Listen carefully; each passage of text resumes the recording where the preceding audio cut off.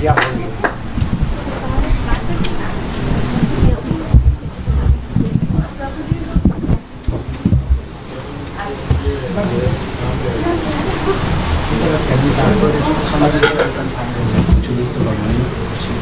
guess, yeah, if we were to do kirtan.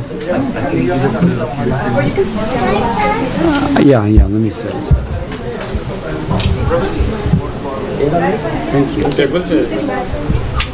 We can put a table.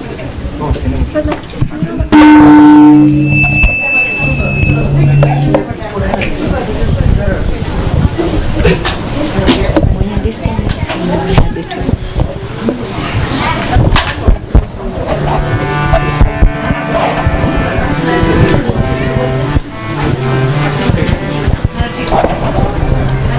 starting already.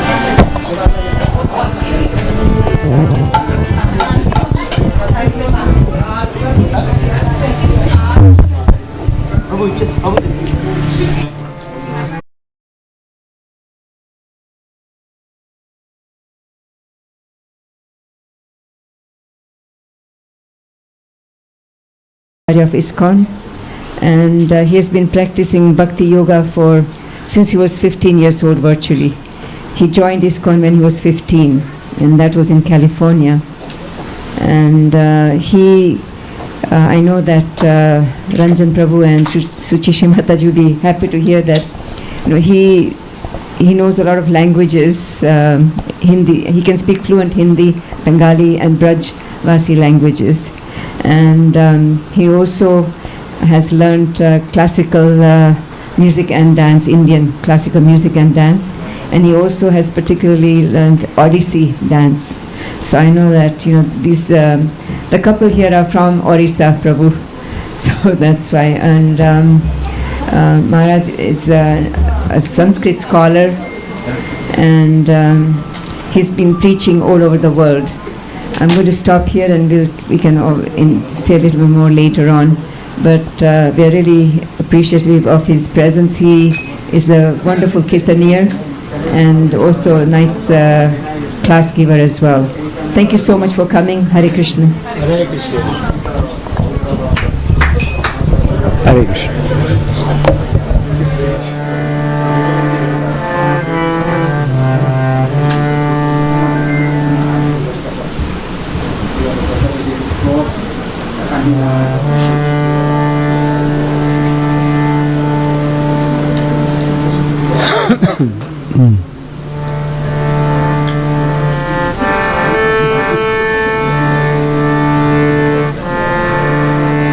Namo Vishnu Padaya Krishna Preshthaya Bhutale Srimate Bhakti Vedanta Swamin Iti Namine.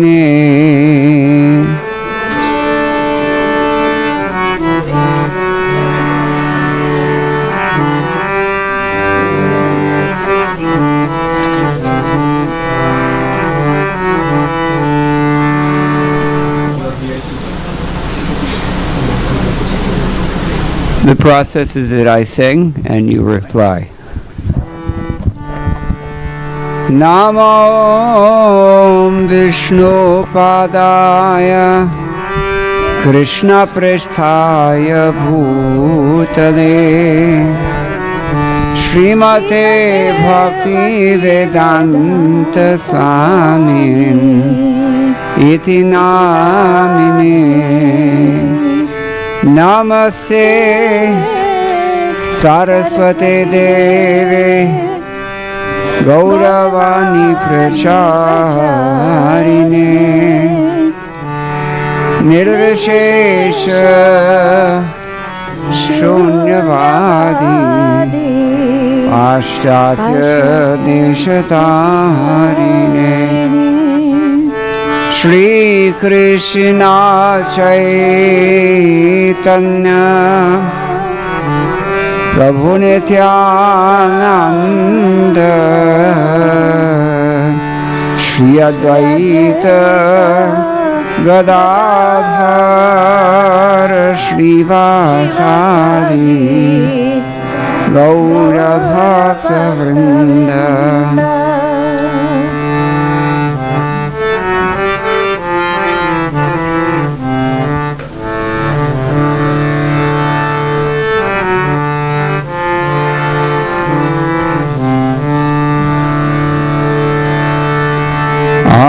Hare Krishna, Hare Krishna, Krishna Krishna, Hare Hare, Hare Rama, Hare Rama, Rama Rama, Hare Hare. Hare Krishna, Hare Krishna, Krishna Krishna, Hare Hare, Hare Krishna, Hare Krishna, Krishna Krishna, Hare Hare, Hare Rama, Hare Rama, Rama Rama, Hare Hare. Hare Krishna, Hare Krishna, Krishna Krishna, Hare Hare, Hare Rama, Hare Rama, Rama Rama, Hare Hare. Hare Krishna, Hare Krishna, Krishna Krishna, Hare Hare, Hare Rama, Hare Rama, Rama Rama, Hare Hare. Hare Krishna, Hare Krishna, Krishna Krishna, Hare Hare, Hare Rama, Hare Rama, Rama Rama, Hare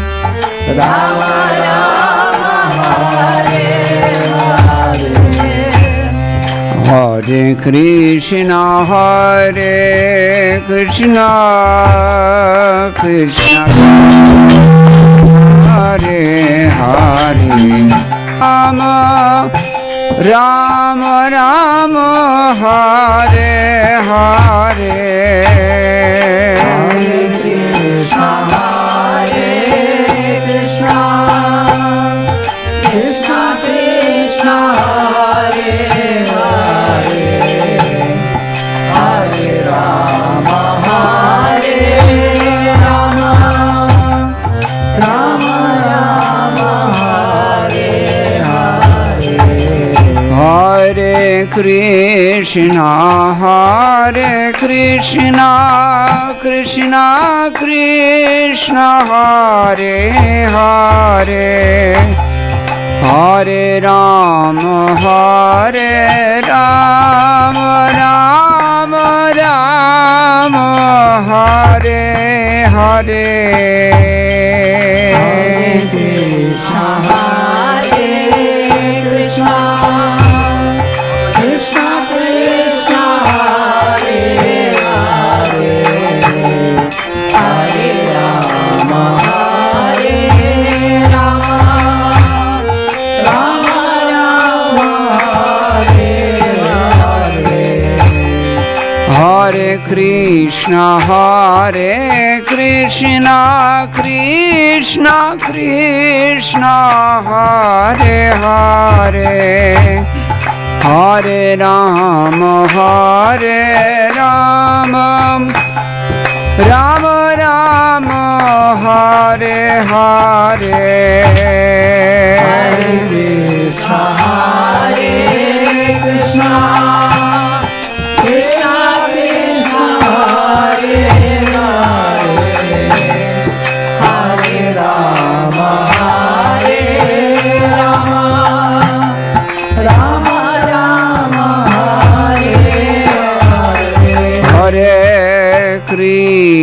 Hare Krishna, Krishna Krishna, Hare Hare, Hare Rama, Hare Rama, Rama Rama, Hare Hare. Hare Krishna, Hare Krishna, Krishna Krishna, Hare Hare, Hare Rama, Hare Rama, Rama Rama, Hare Hare. Hare Krishna, Hare Krishna, Krishna Krishna, Hare Hare, Hare Rama, Hare Rama, Rama Rama, Hare Hare. Hare Krishna, Hare Krishna, Krishna Krishna, Hare Hare, Hare Rama, Hare Rama, Rama Rama, Hare Hare. Hare Krishna, Hare Krishna, Krishna Krishna, Hare Hare, Hare Rama, Hare Rama, Rama Rama, Hare Hare. Hare Krishna, Hare Krishna, Krishna Krishna, Hare Hare, Hare Rama, Hare Rama, Rama Rama, Hare Hare. Hare Krishna, Hare Krishna, Krishna Krishna, Hare Hare, Hare Rama, Hare Rama, Rama Rama, Hare Hare. Hare Krishna, Hare Krishna, Krishna Krishna, Hare Hare, Hare Rama, Hare Rama, Rama Rama, Hare Hare. Hare Krishna, Hare Krishna, Krishna Krishna, Hare Hare, Hare Rama, Hare Rama, Rama Rama, Hare Hare. Hare Krishna, Hare Krishna, Krishna Krishna, Hare Hare, Hare Rama, Hare Rama, Rama Rama, Hare Hare. Hare Krishna, Hare Krishna, Krishna Krishna, Hare Hare, Hare Rama, Hare Rama, Rama Rama, Hare Hare. Hare Krishna, Hare Krishna, Hare Krishna, Hare Krishna, Krishna Krishna, Hare Hare, Hare Ram, Ram Ram, Hare Hare. Hare Krishna, Krishna Krishna, Hare Hare, Hare Rama, Hare Rama, Hare Krishna, Hare Krishna, Krishna Krishna, Hare Hare, Hare Ram, Ram Ram, Hare Hare. Hare Krishna, Krishna Krishna, Hare Hare, Hare Rama, Hare Rama, Hare Hare. Hare Krishna, Hare Krishna, Krishna Krishna Hare Hare Hare Ram Ram Ram Hare Hare Hare Krishna Krishna Krishna Hare Hare Hare Ram Ram Hare Hare Krishna Krishna Krishna Hare Hare Hare Ram Ram Ram Hare Hare Hare Krishna Krishna Krishna Hare Hare Hare Ram Ram Hare Hare Hare Krishna Krishna Krishna Hare Hare Hare Ram Ram Ram Hare Hare Hare Krishna Krishna Krishna Hare Hare Hare Ram Hare Hare Hare Krishna Krishna Krishna Hare Hare Hare Ram Ram Hare Hare Hare Krishna Krishna Krishna Hare Hare Hare Ram Ram Hare Hare Hare Krishna Krishna Krishna Hare Hare Hare Ram Hare Hare Krishna Krishna Krishna Hare Hare Hare Ram Ram Hare Hare Hare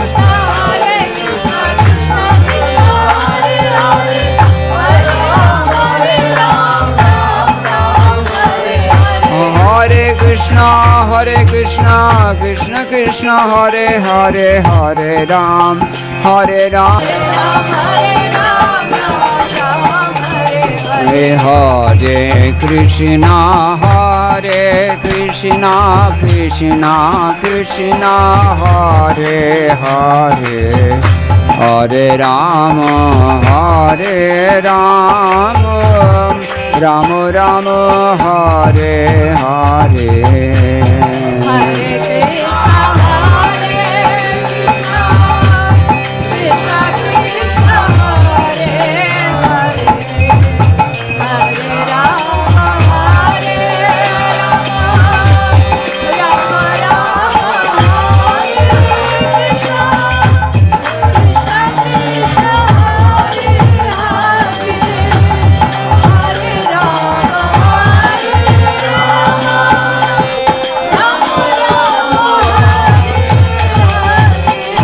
Hare Krishna Krishna Krishna Hare Hare Hare Ram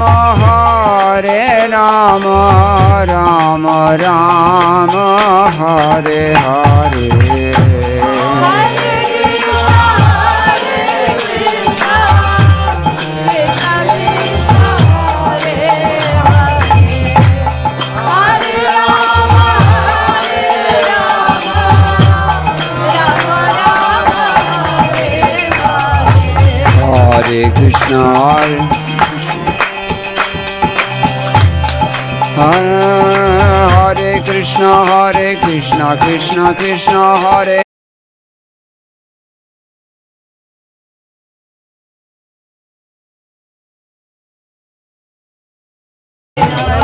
Hare Hare Ram Hare Krishna Krishna Krishna Hare Hare Hare Ram Ram Ram Hare Hare Hare Krishna Hare Krishna Krishna Krishna Hare Hare Krishna Krishna Krishna Hare Hare Hare Ram Ram Hare Hare Hare Krishna Krishna Krishna Hare Hare Hare Ram Hare Hare Hare Krishna Krishna Krishna Hare Hare Hare Ram Ram Ram Hare Hare Hare Krishna Krishna Krishna Hare Hare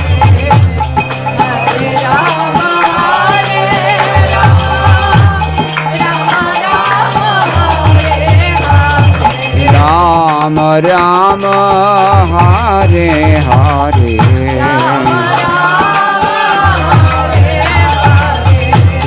Krishna Krishna Hare Hare Krishna Krishna Hare Hare Gaura Premanandi Hari Hari Bol Radha Madhava Kunj Bihari Jaya Radha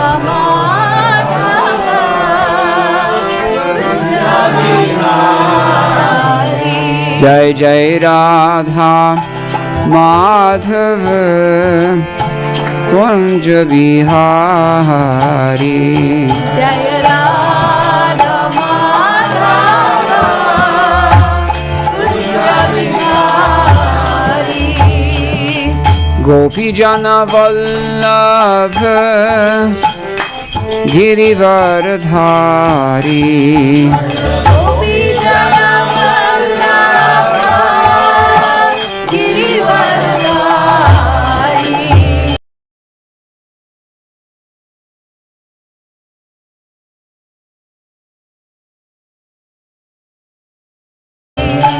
Gopi Jana Vallabha Girivardhari Gopi Jana Vallabha Girivardhari Radha Madhava Kunj Bihari Jaya Radha Madhava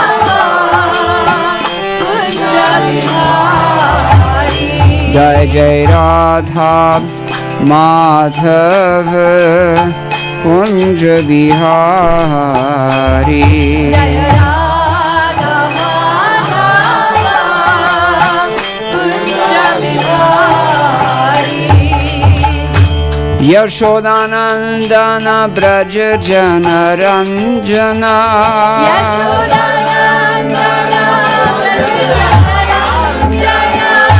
Yashodanandana Braja Jana Ranjana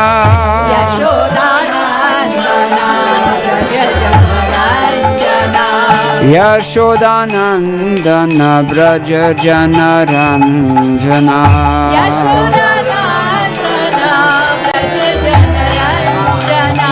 Yashodanandana Braja Jana Ranjana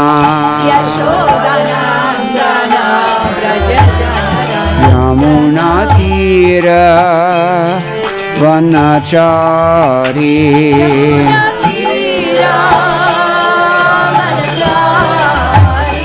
Yamuna Tira Vanachari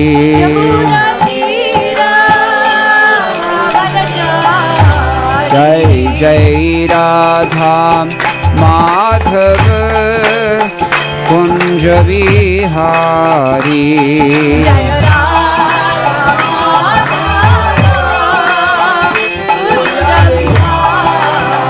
Jai Jai Radha Madhava Kunj Bihari Nandana Braja Jana Ranjana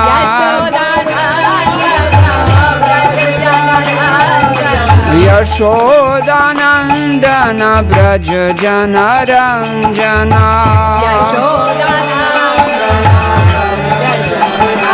Jamuna Tira Vanachari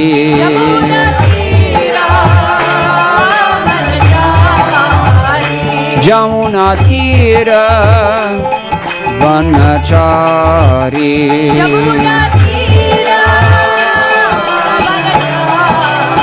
Jai Jai Radha Madhava Kunj Bihari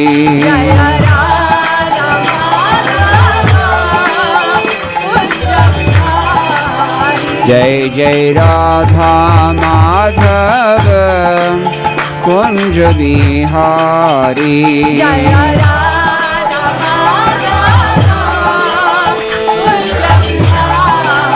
Jai Jai Radha Madhava Kunj Bihari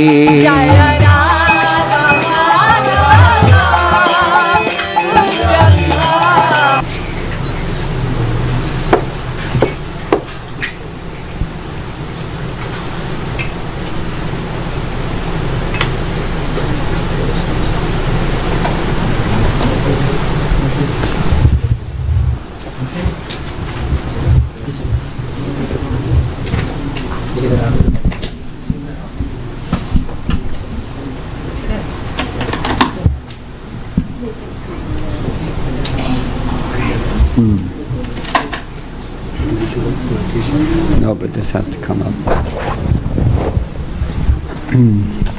Thank you.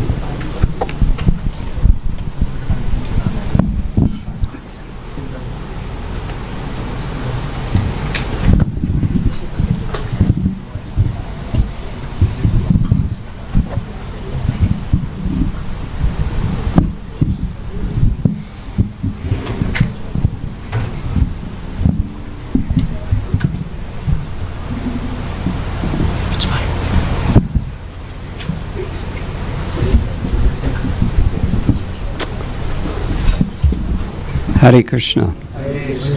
Thank you everyone for coming, and thank you for giving me an opportunity to say some words about Krishna consciousness. We'll begin as always with Mangalacharana.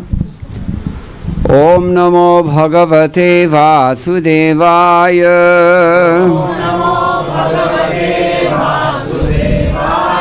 Om Namo Bhagavate Vasudevaya. Om Namo Bhagavate Vasudevaya. Narayanam Namaskritya Naram Chaiva Narottamam Devim Saraswatim Vyasam Tato Jayamudirayet.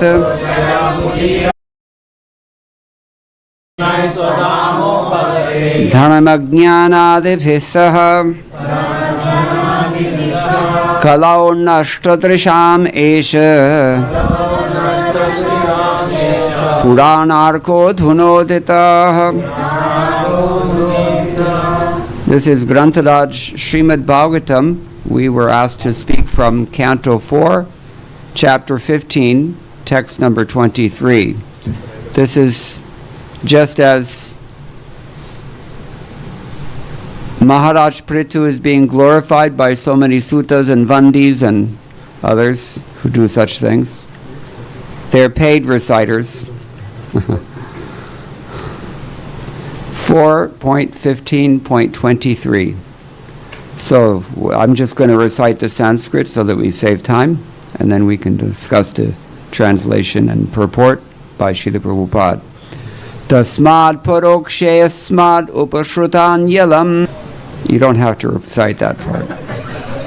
Gentle devotees of the Supreme Personality of Godhead know perfectly well who is God and who is not. Non-devotee impersonalists, however, who have no idea what God is and who never offer prayers to the Supreme Personality of Godhead, are always interested in accepting a human being as God and offering such prayers to Him. This is the difference between a devotee and a demon. Typically strong words from Srila Prabhupada. Demons manufacture their own gods, or a demon himself claims to be God. Ho Shri Yutaparakamalam Shri Gurun Vaishnavam Cha Shri Rupam Sagrajatam Sahaganaragunathan Vitam Tam Sajivam Sadvaitam Savadhutam Parijanasahitam Krishna Chaitanya Devam Shri Radha Krishna Padan Sahaganalalata Shri Vishakhan Vitamscha.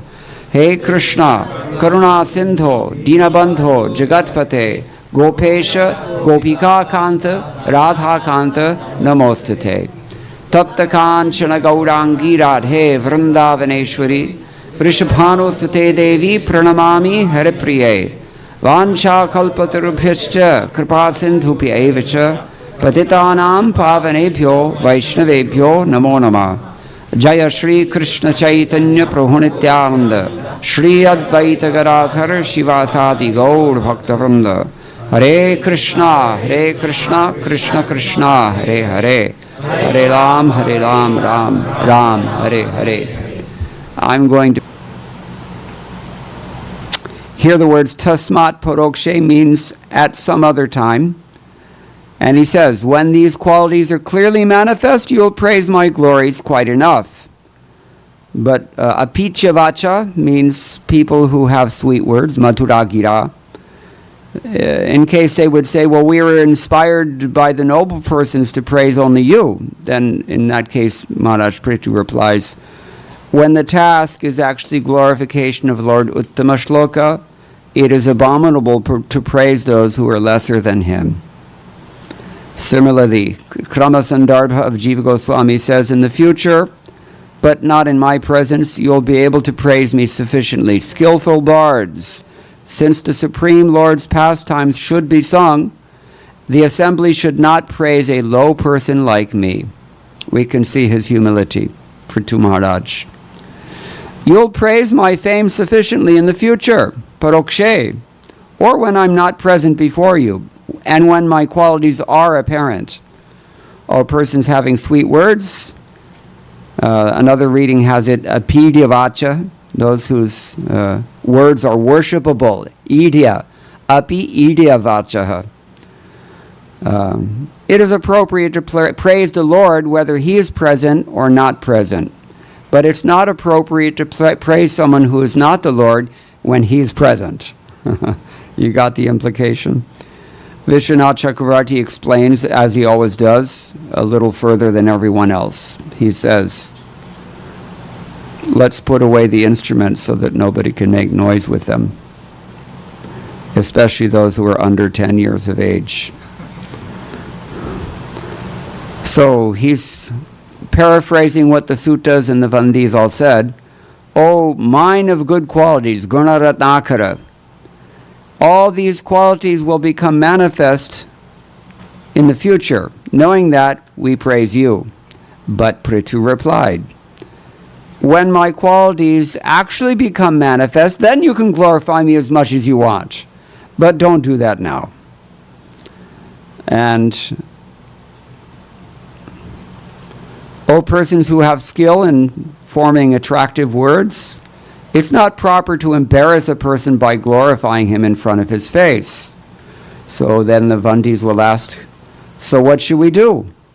And he answers, inspired by the they continue, inspired by the assembly, we've begun to glorify you. And Maharaj Prithu replies, that's useless. The pastimes of the Lord should be chanted at all times in all places. Thus you should not praise a low, recent person like me. Otherwise you are not a worthy assembly. So this is the idea.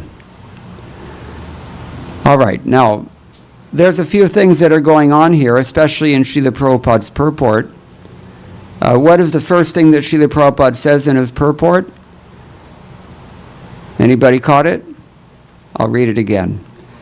Gentle devotees of the Supreme Personality of Godhead know perfectly well who is God and who is not. So that's the first thing. You have to know who is God and who is not. I remember about 30 years ago, maybe even 40 years ago, there was a housewife in her kitchen in Lucknow. Anyone here from Lucknow? You can raise your hand. So, one of your townspeople was cutting open an eggplant, and she looked inside the bangan and she saw that the seeds are distributed in the shape of Omkar. Do you remember this? It was in the news. And then she decided that this must be some special revelation from God. And since then we have Bangan Avatar. The 11th of the Dashavatars. Just like, somebody was saying there's only 12 rasas. There's no such thing as a 13th rasa. So, this is the first thing. Devotees should know who is God and who is not God. Now the next that raises the question, obviously, how do we know who is God and who is not God? Who can tell me the answer? And nobody here knows? What are you doing here?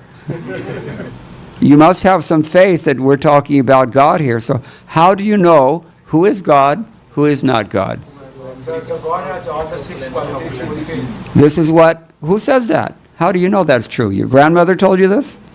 That's a Shastra and Ayurveda. Shastra, okay. Yeah, Shabda Pramana. We have 3 or 4 Pramanas are there in the Srimad Bhagavatam. Usually we hear Srila Prabhupada mentioning 3 of them. They are Your eyes are not going to see everything clearly. And even if you do have clear vision, but the sun looks to be as big as a dime only. And we know that the sun is much bigger than that. How do we know? How do you know the sun is bigger than a dime? Yes, you. Chashma wala with a green kurta. We got people sent to space and they took photos to the back. Okay? That's called anumana. Well, it's a combination. Pratyaksha plus anuman. We have pratyaksha and we have anuman to back it up. In other words, our senses are telling us something and our guesswork is operating on it. And we're interpreting the data in so many different ways. That's the second pramana, anumana. And it's a little better than pratyaksha because you can calculate things even that you cannot see. But what's the best of all the pramanas? Shabda pramana. What does that mean, Shabda pramana? Authoritative assertion. And in fact, Krishna explains this to Uddhava in the canto 11 of the Srimad Bhagavatam. Shruti pratyaksham aitihyam anumana chatushtayam. There's actually 4 of them. But one of them has been bumped into the Shabda pramana. What is the 4th one? Listen closely. Shruti pratyaksham aitihyam anumana chatushtayam. So what's the 4th one that I did not mention yet? Aitihyam. Those who speak Tamil, you have this word in your language. So, aitihyam means what? Aitihyam. Itiha. Itihasa means there is a tradition that you have and it's given to you by those persons that we call aptas or shishtas, reliable people, sober people. And even you may not have the Shastra to back it up, but you have what we call in legal circles traditional precedent. There's a court case has been passed on the basis of what a previous judge decided. Even though you can't find it in the books, but it's somebody gave this assertion. That in itself, Manusmriti tells us, is actually authoritative. And therefore, when Krishna is speaking to our Uddhava about these things, he mentions pratyaksham is what you see or what you perceive with your senses. Anumanam, what you can imagine with your mind or speculate. Shabda means what you hear. But even then, you may, with all 3 of those going at once, you may still not be clear entirely. Therefore, there's aitihyam, what your tradition has explained in the past. Therefore, again, Manu also says, if there's ever any question of dharma, what is dharma, what is not dharma, and some controversy, have you noticed that there's sometimes controversies? Even about Krishna consciousness, sometimes devotees don't disagree. But he says that if you always just do whatever your forefathers or your predecessor acharyas understood as dharma, then you will not be degraded. You may not go up, it depends on you. If you want to make advancement, you can, otherwise you don't have to. But you will not be degraded. This is the point. So, these are 4 pramanas. Now, we have in Chaitanya Charitamrita, Madhya Lila chapter 20, text number 352. When Chaitanya Mahaprabhu was speaking, he said, as in other ages, an incarnation is accepted according to the directions of the Shastras. Somebody here said this. How do you know who is God? If he's mentioned in the Shastras, Zurur, he's God. In this age of Kali, an incarnation of God should be accepted in that way.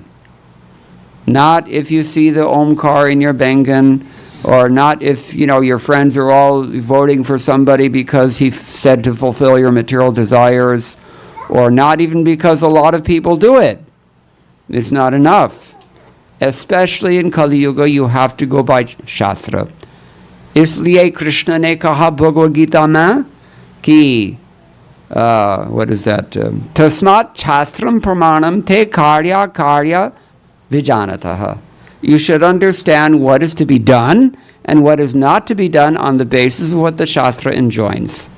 In a similar way, you should understand who is who, what is what, according to what the Shastra says. Shastra is like your mother. Guru is like your father, right? So if you want to understand who is your father, you have to ask your mother. Does anyone know? Not really. Not really. So in this way, that everything about God, who is not God, this should be revealed in our Shastras, and it is. And the only people who don't recognize or accept this principle, or who are not aware of this principle, are whom? Well, the people who don't read Shastra. This is what I've noticed. People say so many crazy things are in Bhagavad Gita, especially on the internet. That is the last place you should go looking for spiritual life, because you're only going to get, what is he called? This businessman from Coimbatore, Mayavadi. Or you can get another one who is, hugging people, or just so many different kinds of charlatans.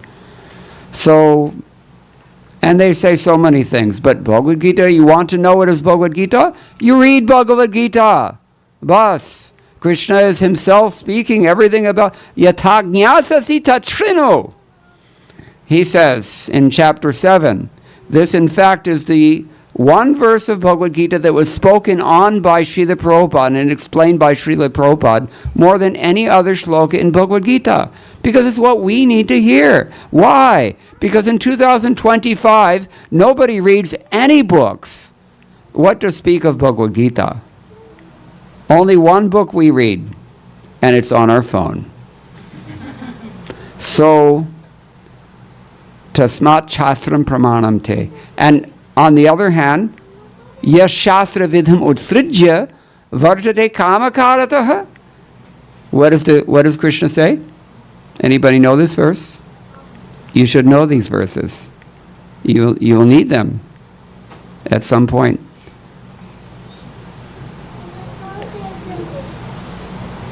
Nasa siddhim avapnoti na sukham na param gatim.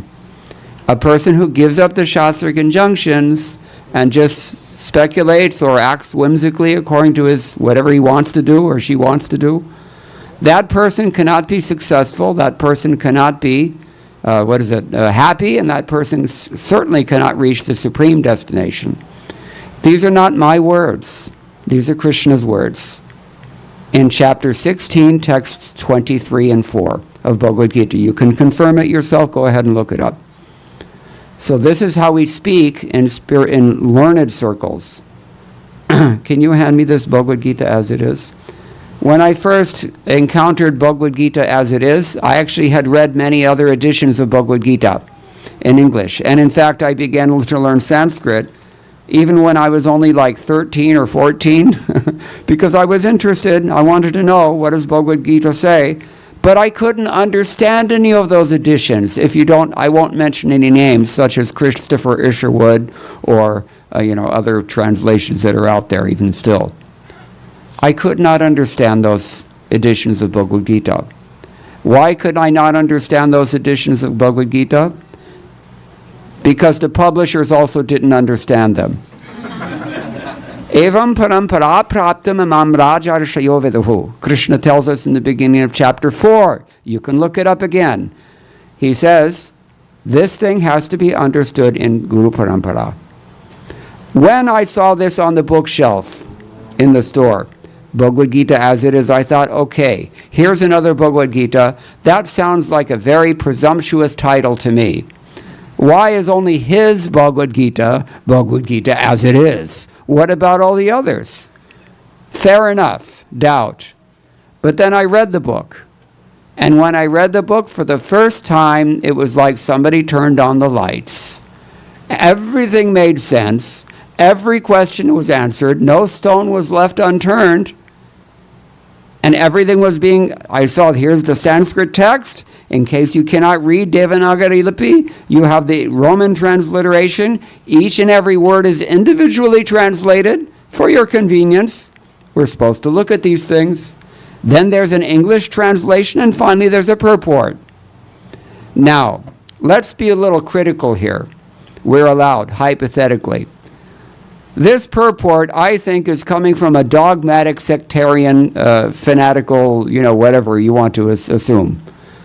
So, That's also fair enough because that's all you find in this world pretty much most of the time. But in the last half a century that I've been reading this Bhagavad Gita as it is, I've read all the other commentaries in Sanskrit. Shankaracharya, Madhvacharya, Ramanujacharya, Vishwanath Chakravarti Thakur, Baladevidya Bhushana. Sridhar Swami has also written his own commentary on Bhagavad Gita also. Subodhini.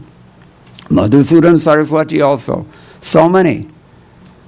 Everything that Prabhupada says, for the most part, in all of his purports, they're not coming out of whole cloth. He's not inventing anything. He's just paraphrasing, with a few exceptions only. He's only paraphrasing whatever his predecessors have said.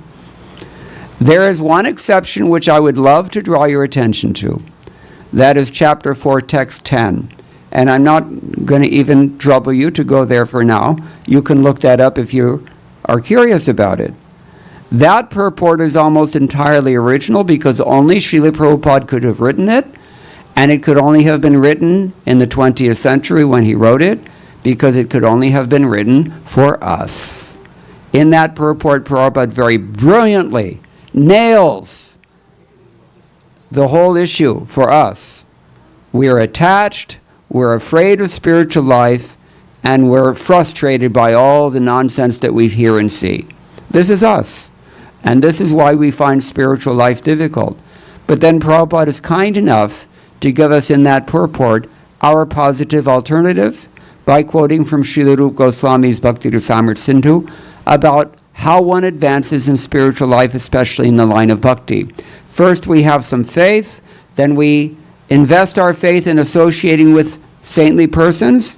We engage in bhajana kriya. From bhajana kriya, the ugly misconceptions, the bad habits, the material desires, the doubts, the bad qualities, all these black things that stain us spiritually, they're all cleansed away, hote hote. And then we get a real taste. We become fixed, we get a real taste, we become attached to that taste, we develop some feeling. And out of that feeling comes full-fledged love of God. That's called prema. These are stages of advancement, and Rupa Goswami gave these 5 centuries ago, and devotees have been following them ever since. All right, so I'm getting way off course now.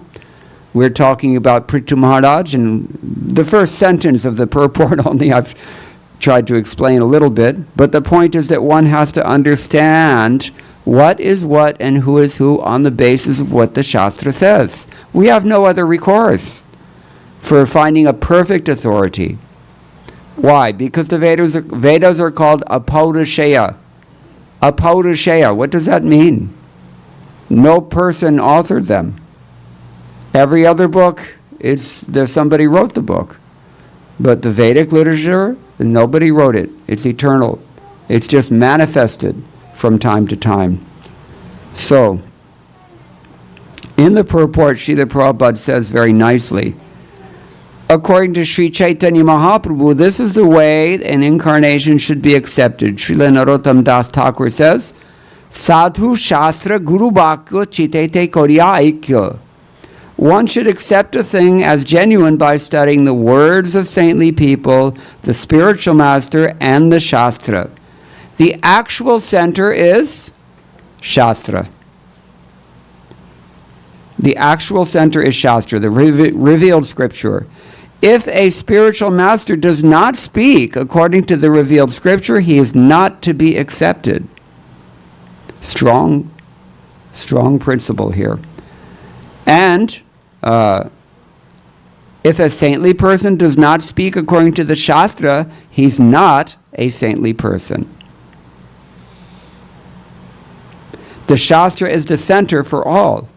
Unfortunately, at the present moment, people do not refer to the Shastras, therefore they accept rascals as incarnations, and consequently they've made incarnations into a very cheap thing. Intelligent people who follow Sri Chaitanya Mahaprabhu's instructions and the instructions of the Acharya, the bona fide spiritual master, will not accept a pretender as an incarnation of God. This is the point. So,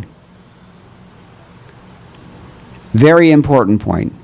Now, Prithu Maharaj is concerned because Although he is an incarnation, you can say, of the Lord, what is his complaint here? Why doesn't he want these Vandis to glorify him? What did he say? Who remembers? He hasn't developed those qualities. He says, wait until I've actually done something. Then you can glorify me, because he's just appeared.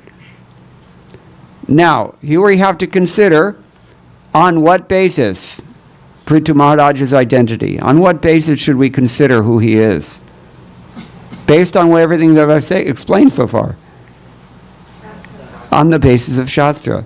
So if we study Shastra, and Srila Prabhupada has given us enough to study, Hena, how many volumes? How many volumes did Prabhupada give us? Panchasordhvam. More than 50, about 60 volumes. So you cannot say that you don't have enough to read. You can only say that I'm more inclined to read Facebook instead of Prabhupada's book. So, Srila Prabhupada's books explain on the basis of Lagu Bhagavatamritam and other authoritative scriptures. There are different categories of incarnations. We've decided already, or I've asserted for you. You have to take it at face value because I haven't substantiated it with Shastric reference.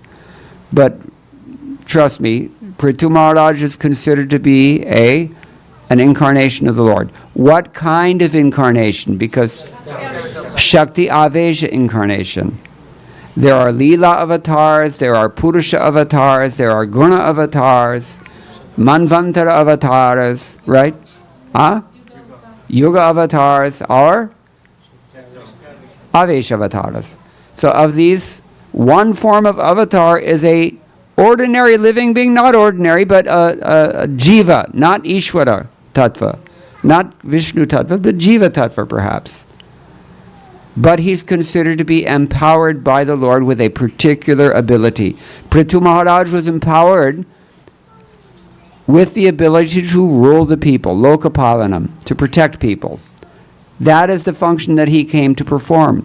And that is what they're glorifying him for. So in that sense, their glorification is not incorrect. But out of humility and to set an example for other kings and leaders who have this Ishvara Bhava, as it's described in Bhagavad Gita.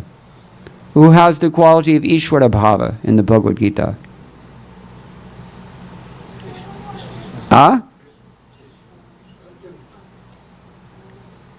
You're all wrong. Krishna is talking about Kshatriyas. One of the qualities of the Kshatriya is he has Ishvara Bhav. That's why they have names like, since we're in an Oriya household, Pratap Rudra. What does it mean, Pratap Rudra? That means powerful. Yeah. Fiery lion, fiery rage or something. Always have very fearful names. Jai Singh, or so many. They have kingly names, like usually involving lions or something like this. Fierce. Virarasa. This is their mood. So,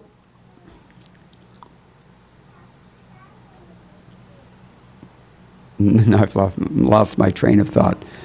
Eyes are not only rotting, the brain is also rotting. But Prithu Maharaj is empowered for this function of lokapalanam. And to set the example for other Kshatriyas who generally have this Ishvara Bhava too much. You look around today's world, they're not even pious kings. But they still have that Ishvara Bhava, do they not? China wants to take everything. Vladimir Putin, I'm not supposed to mention any names, but since I already did, I'll add Donald Trump. They all want everything, is it not? Watch out for your immigration status, my friends. Anyway, so Maharaj Prithu is setting the example for others who would rule in his wake so that they don't become too much full of themselves as they do. This is the problem with Kshatriyas. They tend to get full of themselves. And so much so that every time Krishna comes, usually the demons that he's killing are the world leaders. now we don't really have real governments anymore because they're all controlled behind the scenes by people like, well, I won't mention the name. He just got kicked out anyway. But usually the kings are just too full of themselves and they end up harassing everybody. Especially if you don't have your immigration papers on your person when they stop you. You might end up in chains and sent to a prison to El Salvador, of all places. Or at least back to India. But anyway, so Prithu Maharaj wanted to show them that you have to be humble. That's why he set this example. Because yad achariti shreshtas tattarevi tarojanaha sa yat pramanam kurate. They set the standard. They set the bar, you can say. Pramanam kurate. Means whatever they do, people will take it as the pramana. They'll take it as the proof to be referred to in the future as to what a king should do. Therefore, a king has to be very careful. Kshatriya. Any Punjabis here? We have a very common name. Khanna, like our Gopal Krishna Goswami. He was from a Khanna family. What does it mean? Kshanna. He doesn't hurt you. Kshatriya means he protects you. This is the function of the Kshatriya. There's Lokapalanam. Same. They're supposed to protect. They're not supposed to harass or oppress or exploit. But nowadays, because they're not really Kshatriyas, this is what happens when nobody does Krishna consciousness. You can't even think about your mundane duty either. So they get way off track. So he's setting the example for them. Now, that's one thing. Let me finish Srila Prabhupada's purport, because it's a little bit longer. To this Chaitanya Charitamrita. Well, actually, I finished it. So yeah, what else does Srila Prabhupada say in his Bhagavatam purport here? The first thing is that one should know who is an incarnation and who isn't. And then the second thing, non-devotee impersonalists who have no idea who God is and who never offer prayers to the Supreme Personality of Godhead are always interested in accepting a human being as God and offering such prayers unto Him. This is the difference between a devotee and a demon. Wow. But it's very true. The impersonalists, they really don't have a clue. That's why I didn't understand all those Bhagavad Gitas that I read. Because they just don't have a clue. You have to hear this thing in parampara, and you have to recognize that there is a supreme person. This is one of the things that we're afraid of recognizing. Back to chapter 4, text 10, as I mentioned. We're attached, we're afraid, we're frustrated or angry. So the thing we're afraid of is our own spiritual identity and the identity of God. If someone proposes God is a person, you say, oh, for way over the top, I'm not going to go there. Every person I've ever known is completely dysfunctional. And now you're telling me I have to deal with this forever? People turn it off and become Buddhists. That's why. Or their lives are so pungent already that they just get burnt out by the reactions of their own sinful activities, and then they just want nirvana. That's like, I told you I have a cataract. One way to cure the cataract, you just pluck out both eyes, and it's done. This is the impersonalism solution. So impersonalists, they're clueless. Anyone here speak Tamil? Anyway, for years I'm trying to find out how do you say clueless goat in Tamil. Somebody told me Mutal Ara. Maybe so. But anyway, impersonalists are clueless with regards to understanding the Supreme Personality of Godhead. They're necessarily clueless because they don't even accept that He's a person. So, they don't offer prayers, they cannot engage in devotional service until they're ready to do these things. So therefore, Prabhupada is strong enough here to call them demons. He at least implies that they're demons. Demons, I'm quoting again, manufacture their own gods, or a demon himself claims to be God, following in the footsteps of Ravana and Hiranyakashipu. So, we want to be very careful of such persons because they cannot really help us. And then, third point that Prabhupada makes here in his purport, although Prithu Maharaj was factually an incarnation of the Supreme Personality of Godhead, he rejected those praises because the qualities of the Supreme Person were not yet manifest in him. He wanted to stress that one who does not actually possess those qualities should not try to engage his followers and devotees in offering him glory for them, even though these qualities might be manifest in the future. Might. This is optative verb. If a man who does not factually possess the qualities or the attributes of a great personality, if he engages in followers in praising him with the expectation that such attributes will develop in the future, that sort of praise is actually an insult.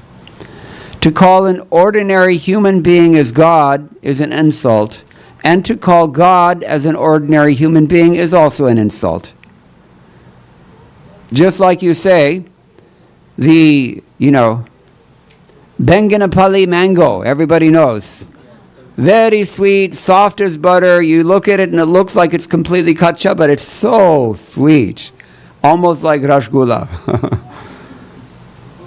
So if you say that this mango is the best of all vegetables, it doesn't match, does it? Mango, of all the Karelas, I like Benganapalli the best. It doesn't fit. So you cannot say that the Supreme Personality of Godhead is the best of all possible bosses. It's true that he is, but that is, what do we say? We have an English expression, muhavara. We're damning with faint praise, isn't it? If you go to the CEO of your corporation, wherever you work, and you tell him, I think you're the best of the employees, that's not so appropriate, is it? And similarly, if you go to the Supreme Personality of Godhead and say that your tanu is Shuddha Sattva Guna.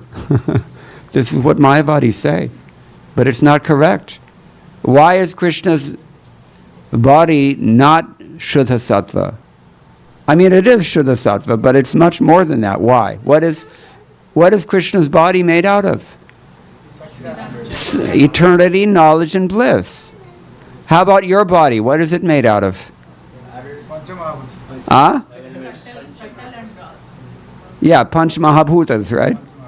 Yeah, so actually our real body is also Satchidananda, but we think that we're this body.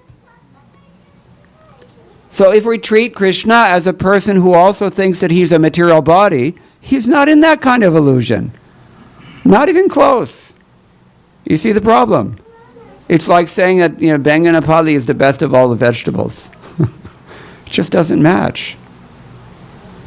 So this is an important thing. One should not accept. We give importance that is due only to God, to material people, and to material things. They're not so important, but we treat them as if they were God. And likewise, we treat God as if he's just another ordinary person that is worthy of our neglect. Is it not true? Yes, it is true. That's why we prefer to read Facebook over Srila Prabhupada's books. We have this disease. We all have this disease. So anyway, these are some of the things in Srila Prabhupada's purport. Now, I'd like to make a final point because, generally people are not so much absorbed in God as much as they are absorbed in the people around them. Is it not a fact? Yeah. So Rupa Goswami says, there are different classes of devotees that you can deal with. Some of them are Kanishta Adhikaris. Do you know what that means? Raise your hand if you know what a Kanishta Adhikari is. A person who has, most immature. Madhyama Adhikari means he's intermediate class. Uttama Adhikari means he's advanced. So he says you should mentally honor those devotees who chant and are Kanishta Adhikaris. You should offer your obeisances to those devotees who are initiated and actually engaged in devotional service. And you should associate with and faithfully serve that person who is an Uttama Adhikari, the most advanced devotee. Now, Srila Prabhupada explains this in his purport to Nectar of Instruction, that's in Sanskrit called Upadeshamrita, another book by Rupa Goswami, text number 5. you please study this text very carefully. I will read you some excerpts from it, but in order to intelligently know how to associate, especially with other devotees, we have to apply the principles of this verse, and we have to use our careful discrimination. Discrimination is considered to be a bad word in Marxist societies like 21st century North America, but discrimination is very necessary to prevent a lot of suffering. So, Srila Prabhupada says here, the Uttama Adhikari, or the highest devotee, is one who is very advanced in devotional service. He's not interested in blaspheming others. His heart is completely clean, and he has attained the realized state of unalloyed Krishna consciousness. According to Rupa Goswami, the association and service of such a Mahabhagavata is the most desirable. One should not remain a Kanishta Adhikari, one who is situated on the lowest platform and is interested only in worshipping the deity. That doesn't mean you should not worship the deity. That should be done also. But you should not remain a Kanishta Adhikari. And then he quotes from the 11th canto, in which these three classes of devotees are all described at some great length. So Prabhupada writes here that everyone is invited to join the Krishna consciousness movement, but we have to understand who is who and what is what, and there's only one way to do that. What is that? How do you understand who is who and what is what? Shastra. Yeah, you have to read Prabhupada's books. If you don't believe me, just do it for 1 week, every day, and see how you feel at the end of the week. I can guarantee you will feel very different than when you started. And better yet, you do it for a month. So, Srila Prabhupada writes,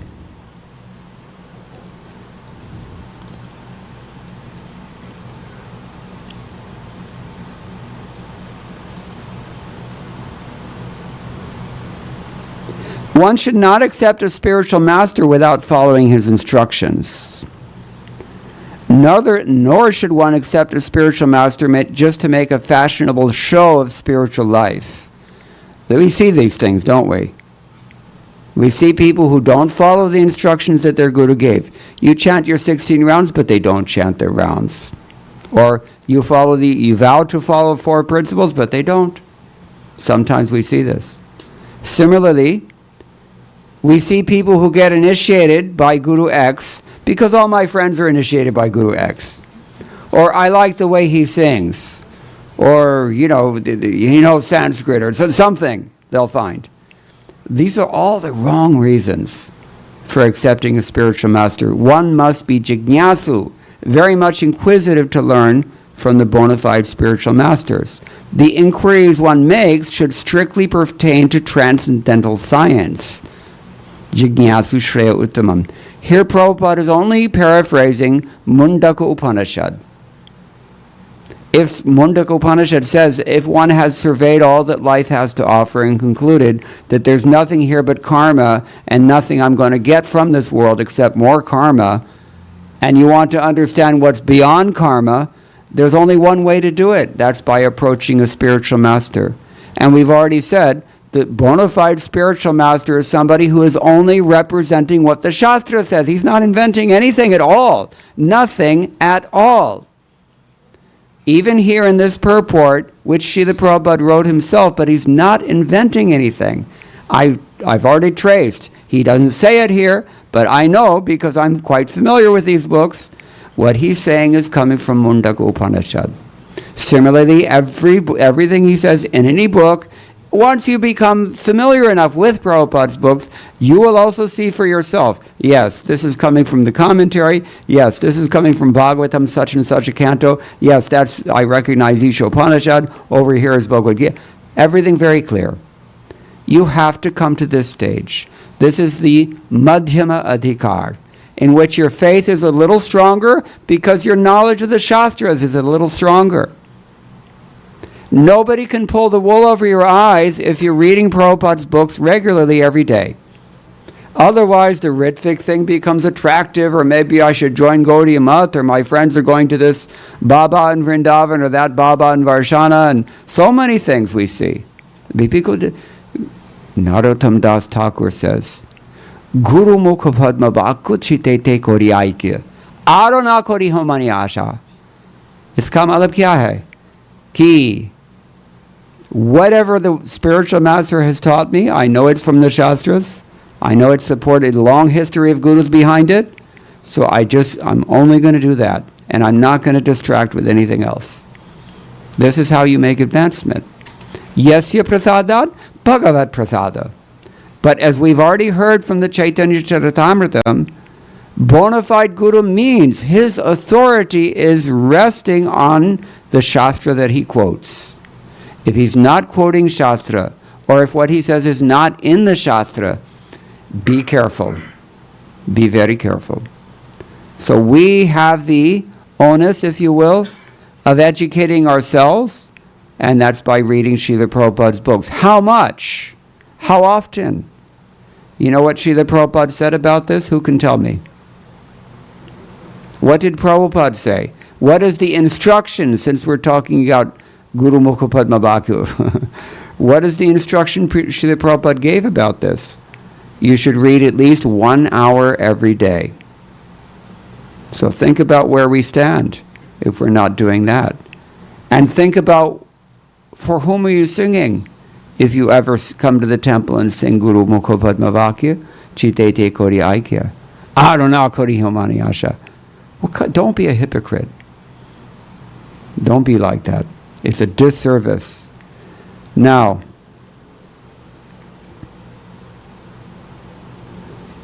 whatever stage we're in right now, we can make advancement by following this process very strictly in the ways that I've just described. And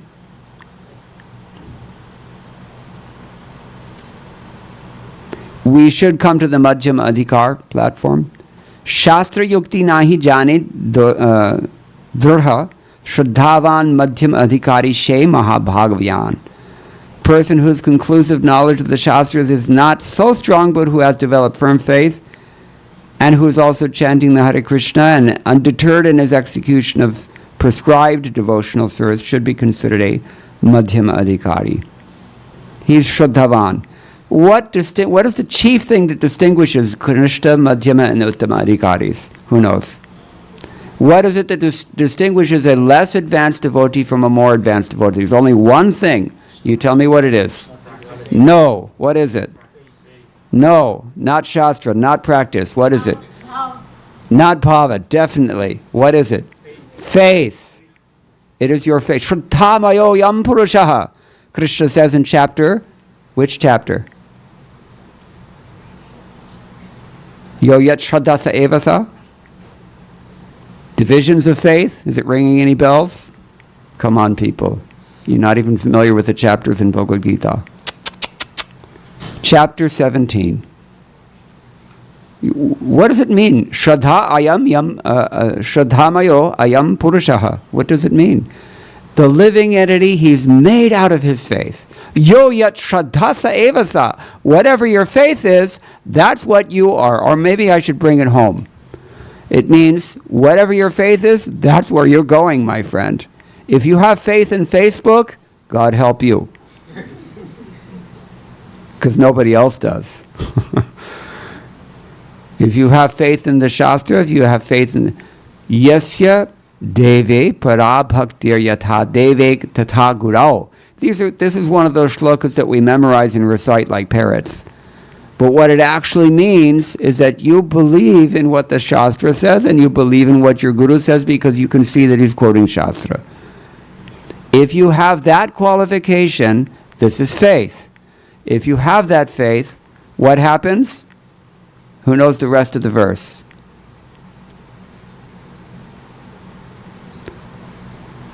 Tasyaiti kathita hirtaha prakashante mahatmanaha. All the import of the Vedas will be revealed to you. You have to have that faith. And that faith comes from associating with those who have it. Somebody who has that faith can give you that faith. If you have that faith, you can give it to someone else. Whatever faith you have, another way of saying it, you should give it. You should share it. Don't claim to have greater faith than you have. If you're not an Uttama Adhikari, don't advertise yourself like that. I've seen many of my godbrothers make that mistake, and they eventually fall down. Don't do it. It's very heady. It's very intoxicating if someone comes and praises you unduly.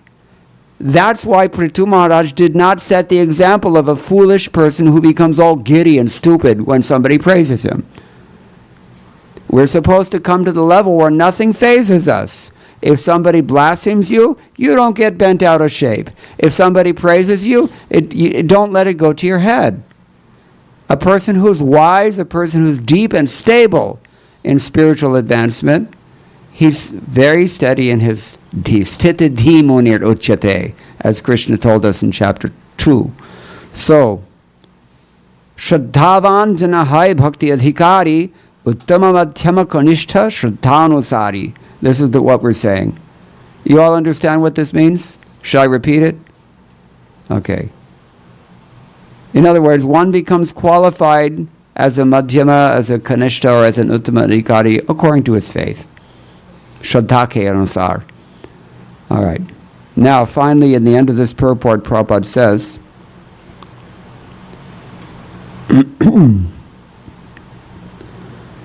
when a person realizes himself to be an eternal servitor of Krishna, he loses interest in everything but Krishna's service, always thinking of Krishna, devising means by which he can spread the holy name of Krishna. He understands that his only business is in spreading the Krishna consciousness movement all over the world.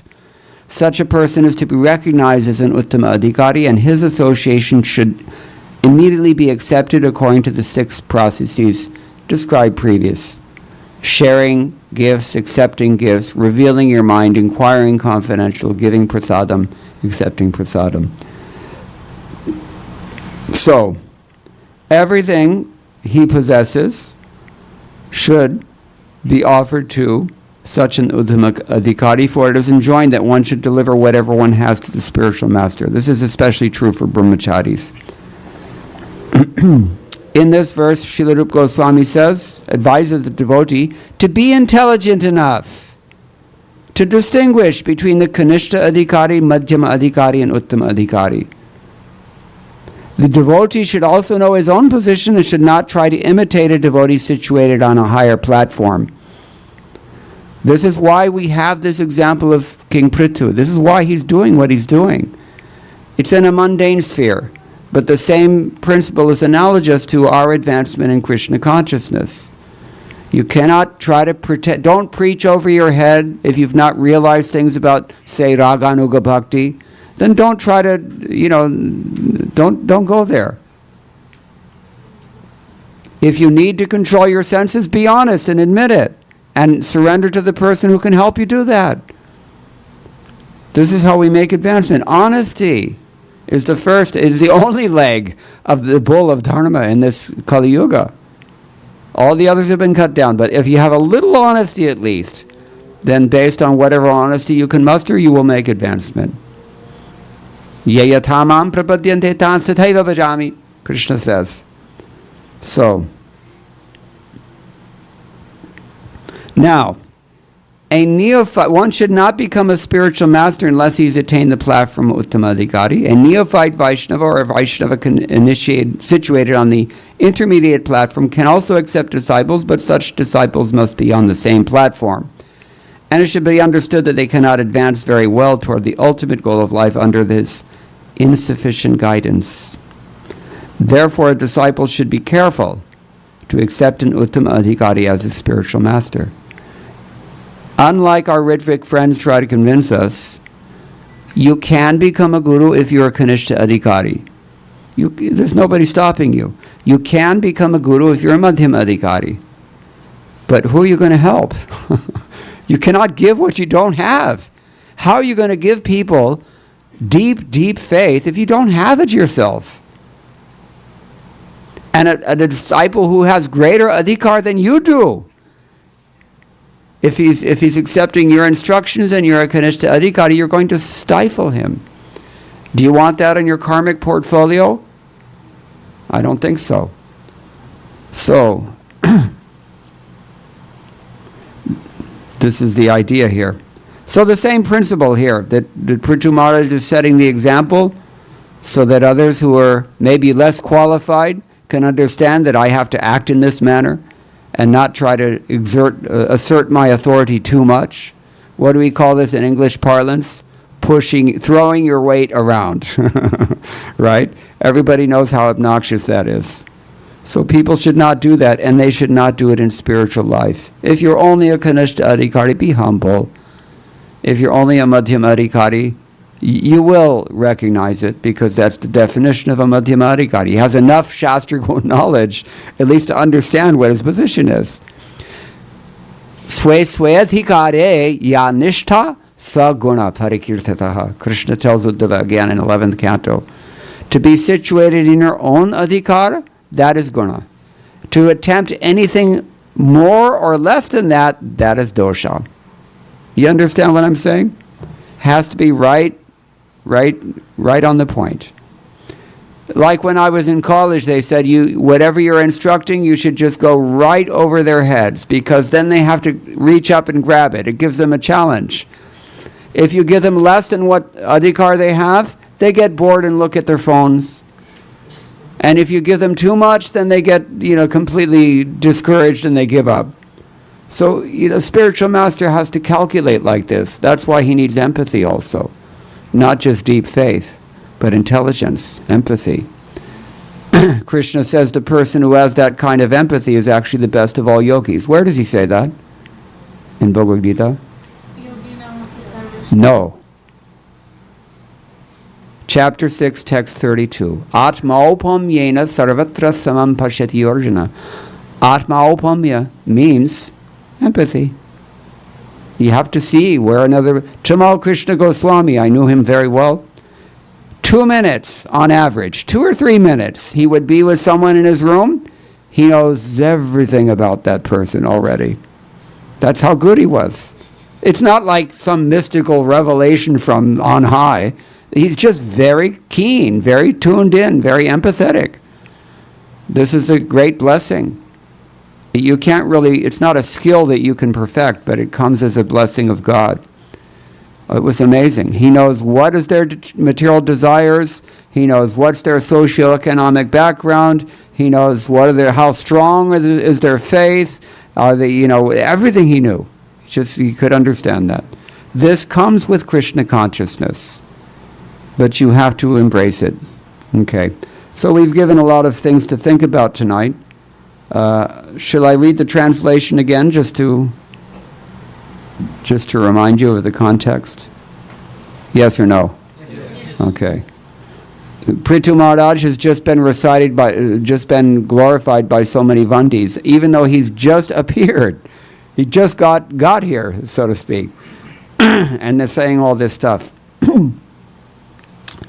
So, he's saying, O gentle reciters, please offer such prayers in due course of time when the qualities of which you've spoken actually manifest themselves in me. The gentle who offer prayers to the Supreme Personality of Godhead do not attribute such qualities to a human being who does not actually have them now. Just as a final point before we close, it was Jiva Goswami who said, to glorify the Supreme Lord, that's always appropriate, and any time, any place, any circumstance, and in front of anyone.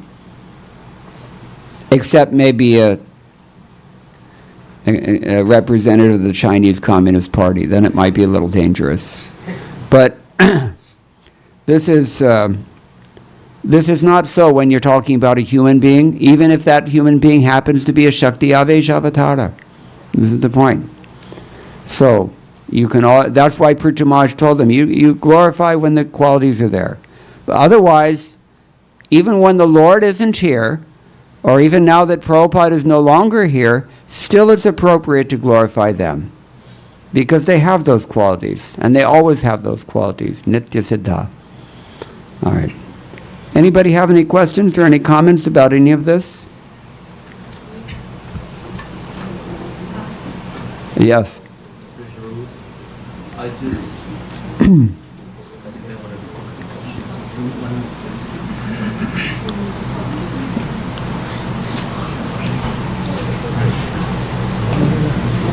So my question is.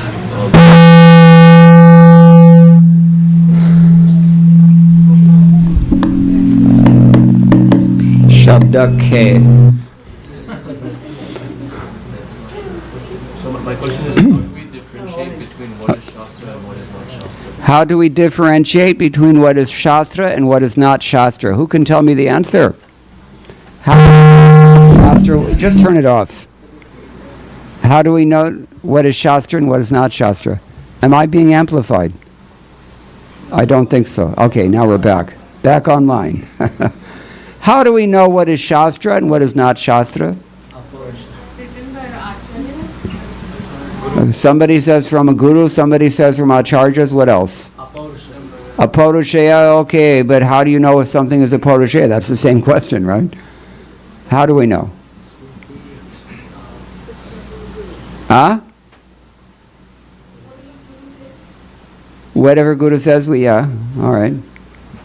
What does Vyasadeva say about this? In Brahma Sutri, Chatusutri. In the beginning of his Brahma Sutra, Shastra Yonitvat. The Shastra is the source of everything. That Shastra means Vedas. But the Vedas are not alone. There are 4 Vedas, Rik, Sama, Yajur, Atharva. Each of them has attendant, several attendants. They have, what kind of attendants? They have these Upanishads, and they have Aranyakas, and they have the Samhitas are there already. What's the other one? Brahmanas. These are all Vedic. All of these are considered to be Shruti. Shruti means the 4 Vedas and their immediate attachments or appendices, including the Upanishads. Now, of the Upanishads, we have the summary in the form of Vedanta Sutra or Brahma Sutra. That's written by Vyasadeva. And because it's in the form of sutras, codes, very pithy, difficult to understand, Vyasadeva wrote his own commentary on the Brahma Sutra. What is that commentary called? Brahma Sutra commentary of Vyas. What is it called? Huh? Vedanta Sutra commentary? What is it? You people are not reading Prabhupada's books. It's not good. It's called Srimad Bhagavatam. Oh. Bhagavad Purana, yeah.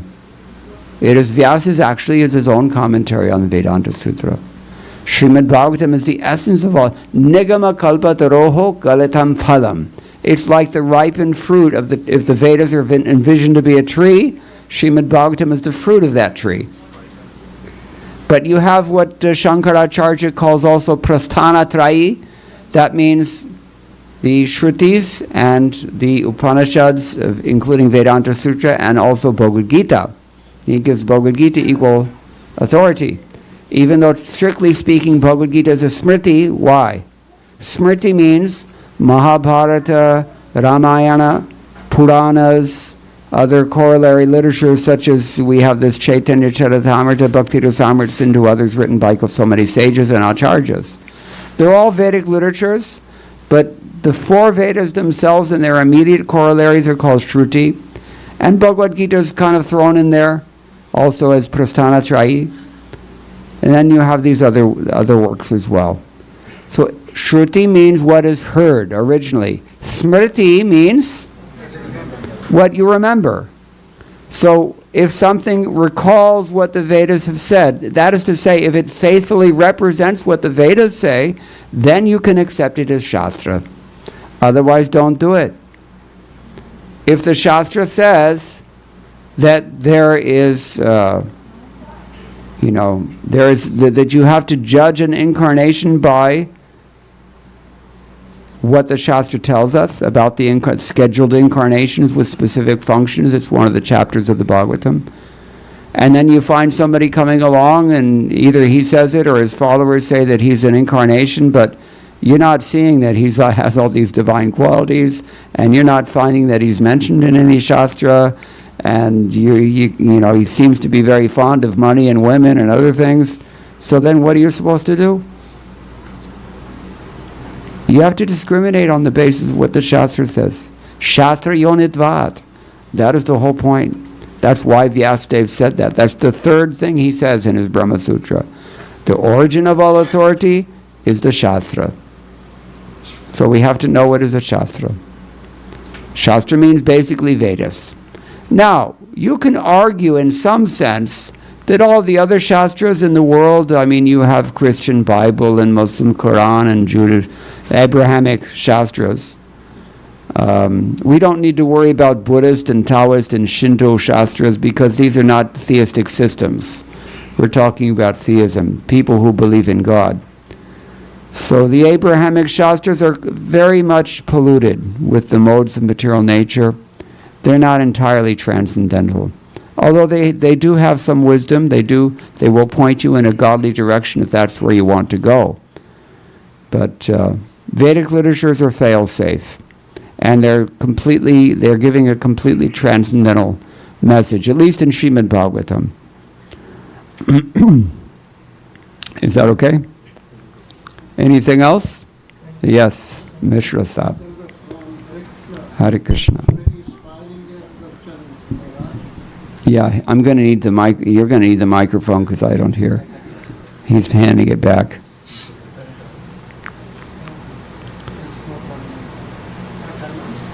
Hare Krishna.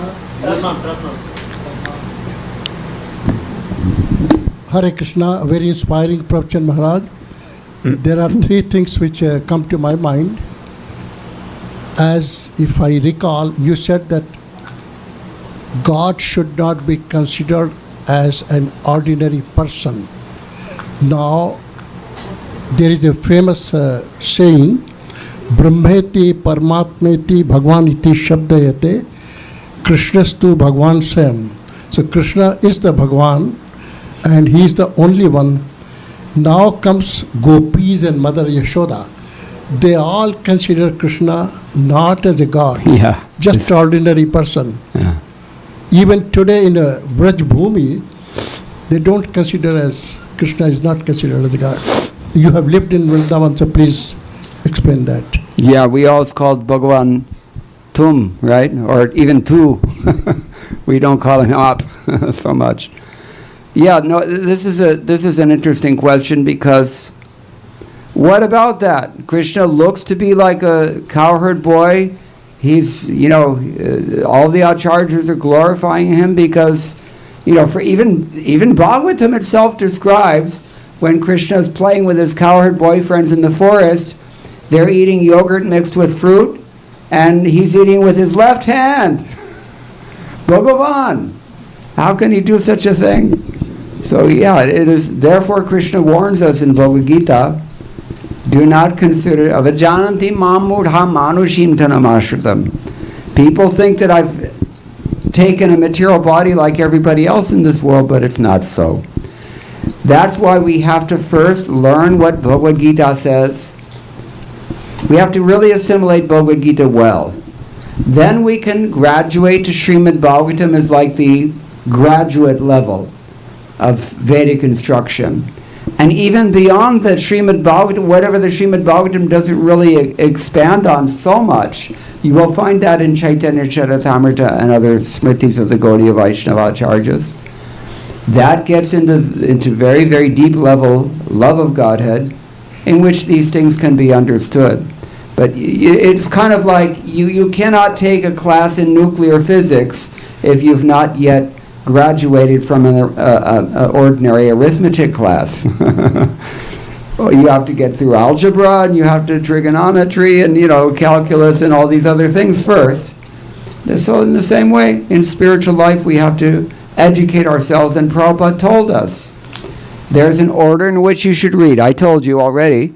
You should read 1 hour every day, and you should read every day 1 hour, and you should also read first Bhagavad Gita, then Srimad Bhagavatam, then you can think about maybe Nectar of Devotion or Ishopanishad, finally Chaitanya Charitamrita.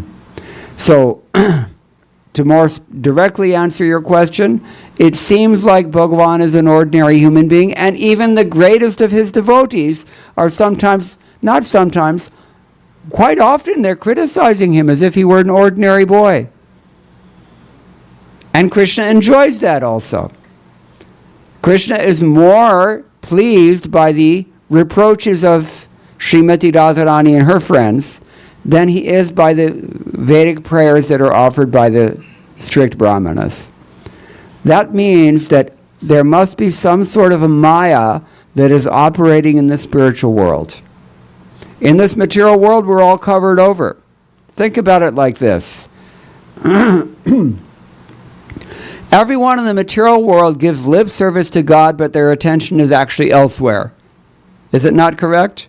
We maybe go to the temple or the church or something once a week or whatever, and you know we talk about God as if he were very important to us, but actually he's not. We're really concerned about our families and our careers and our bank and the money and all these things.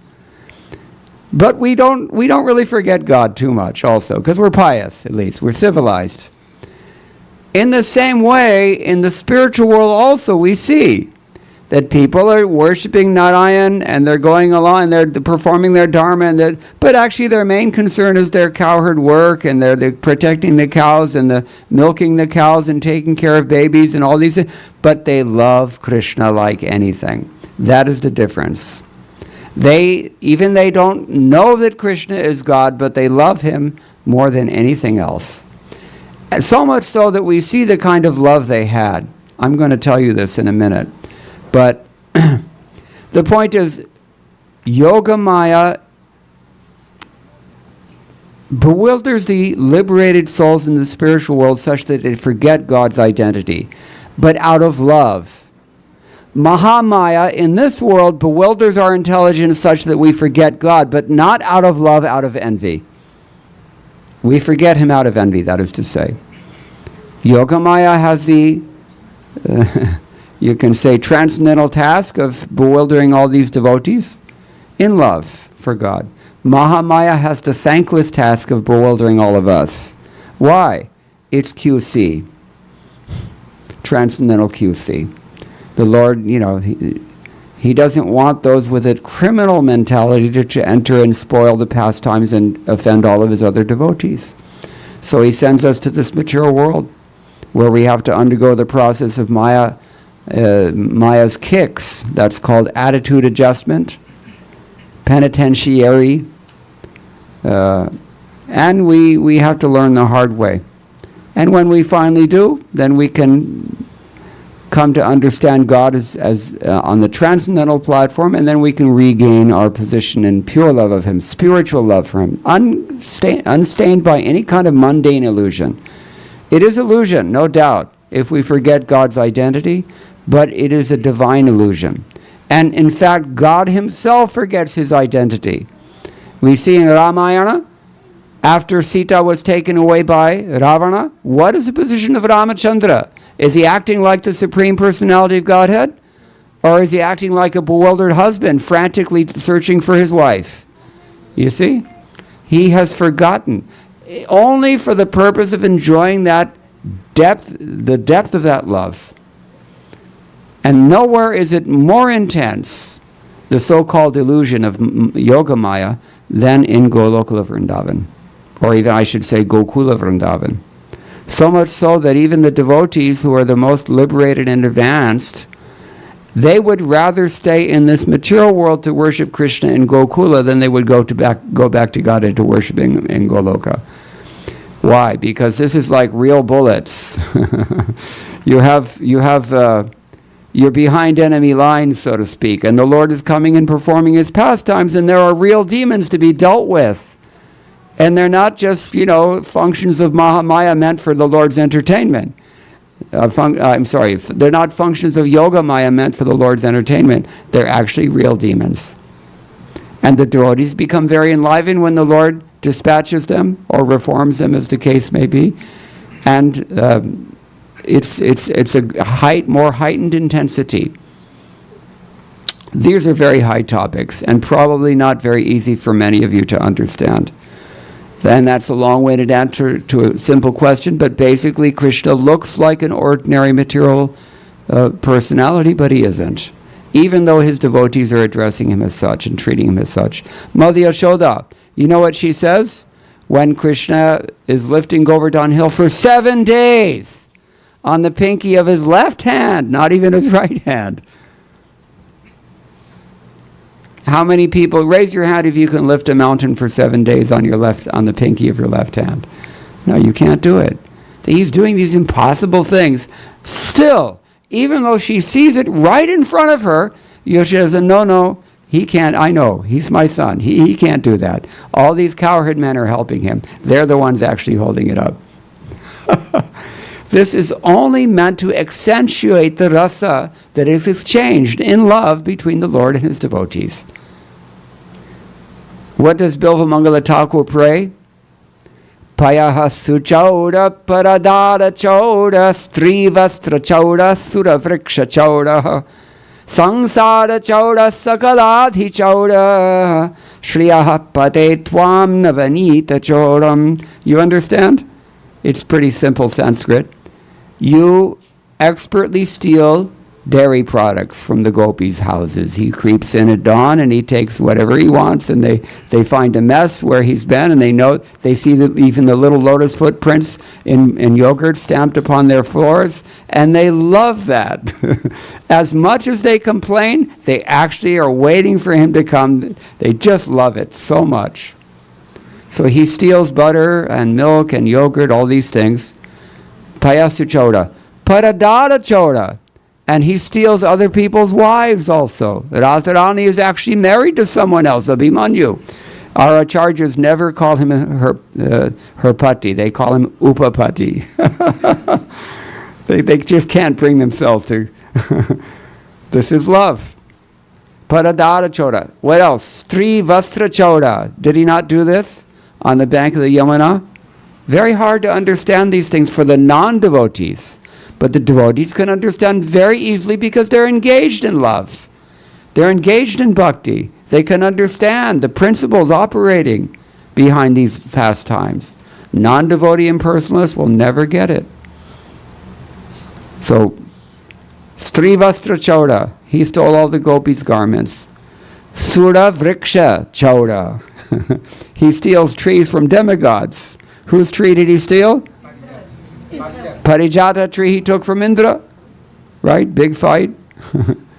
Suraviksha Chauda. Sangsara Chauda, the whole shebang, he steals it away. Whole material existence. And Sakaladhi Chauda, in fact, he takes everything. He takes everything. Mrityu Sarvaharashchaham. At least, if not in the form of death, he takes it in the form of Krishna, if you're lucky. Shriyaha Pateo, Lord of Shri, this is you, Navanita Choda, butter thief. So if we're very lucky, before Krishna steals everything away from us in the form of time, because time will steal everything from us. How long do you have? Do you know? Anybody in this room, do you know exactly how long you're going to live? No. That means we don't know if we're going to wake up tomorrow. Really, we don't. So think about the importance of time. You can't buy back even a moment of time. Use this time away from you anyway. Why not you give it to him and get the credit, develop some love for him? We all go through life accumulating butter, right? In the form of, money or prestige or whatever it is. But Krishna's going to take it. Much better if you give it to him. Now that's love. All right. I hope it's answering your question. Is everybody... are you satisfied that this question has been answered? Because it is a deep topic. All right. Anything else? Yeah? Okay.